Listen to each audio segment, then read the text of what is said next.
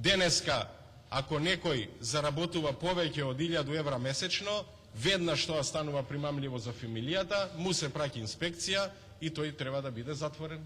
Јас ќе дадам други примери. Го кажувам примерот за пилјарата во моето мало. Фамилиарен бизнис со кој што го хранат детето или го стипендираат детето кој се школува со одличен просек, не исто така еден одличен факултет во Скопје. 2500 евра за противпожарен апарат. 2500 евра за противпожарен апарат. Го затворија дуќанот.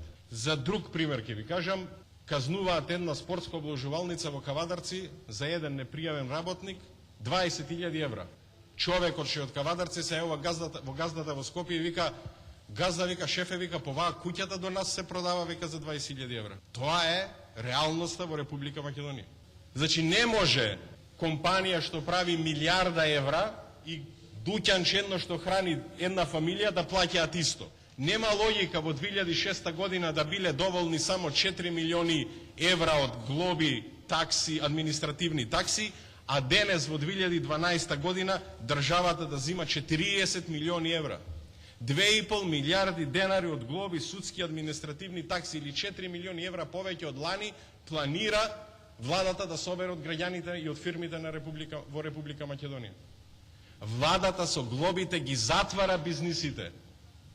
И затоа е нашето барање генерално да се спротивставиме на оваа погубна политика каде што казните не се за дисциплинирање, туку за затварање на бизниси служат. А на ВМРО ДПМН некој му помириса дека е близок до опозицијата, или како што сега во детонатор тие што му мирисе на ВМРО Народна зиде да тргне, па детонаторот им се врати како бумеранг, тогаш тој не да се дисциплинира, тој треба да му се сотре бизнисот. Тој не треба да помисли да работи. Тој не треба да ги храни своите деца.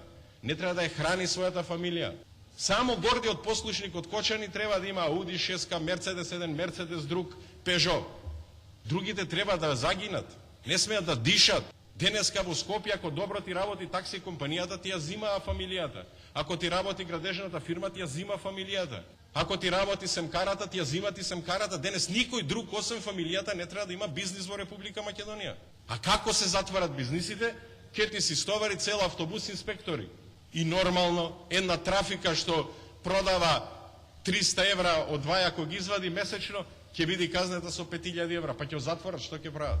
И не е точно дека овие прекршилци се измислени и против пожарниот апарат со кој што затворивте пола фирми во Македонија и за работниците, казните што ги имавте, се воведени од ваше време. Еве, колешке Бонева, и така сте во Скопје, да се најдиме во Неделов дека во собрание. Па да видиме дали работат случајно работниците или не. Што ни казни некој нив. На минус 20 степени работеа, ги видовне сите. Ама тоа не смеат да бидат казнети, затоа што се во функција на природбата. Цела Македонија гледа дека објектот ако припаѓа на Скопје 2014 нема ни сабота ни недела. Ама некој ако сака да си ја прехрани фамилијата и детето да го прати во школо, а не случајно гласа за ВМРО ДПМН, па тогаш ќе му се истурат 100 казни и него ќе му се затвори бизнисот. И затоа ние овај закон што го предлагаме е добар за граѓаните на Република Македонија. Тој нема да ги научи подобро да возат, нема да ги научи подобро да паркираат, ама нема да затвара бизниси во Република Македонија од кои што се прехрануваат многу семејства. Оти гледате што се случува.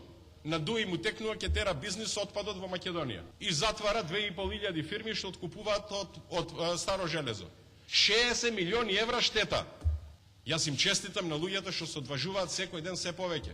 Излегува господинот што преранува фамилија, бидејќи дома му чекаат фамилијата да им донесе леп да јадат. Вика, колку рекет да платам на оваа влада? Колку лиценца нова, трета да воведите, само да ви платам за да можам да си работам, бидејќи тој има семејство дома.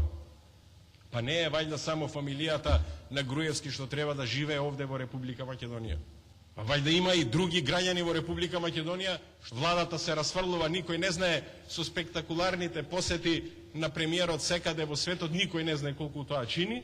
Видете, еве, прошетајте низ град и видете колку дуќани се затворени.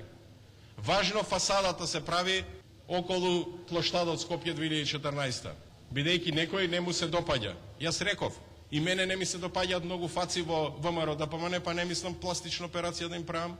Са нему се допаѓало на Груевски како личи градот, па ќе ни го менува. Па не може тоа така. Тоа е се политички одлуки и глобите за Република Македонија служат за политичка пресветка со неистомислениците.